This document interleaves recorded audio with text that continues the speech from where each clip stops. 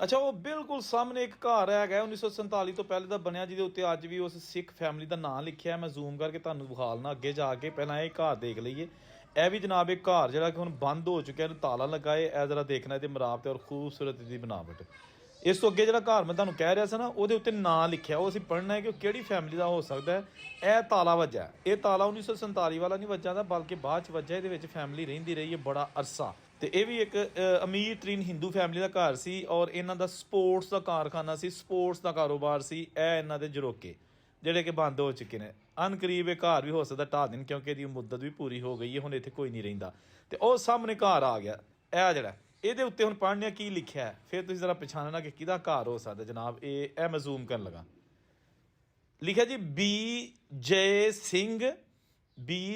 ਸਿੰਘ ਸਚਦੇਵ। ਲਓ ਜੀ, ਪੜ੍ਹ ਚਲਿਆ ਜੇ ਮੈਂ ਸਾਰਾ।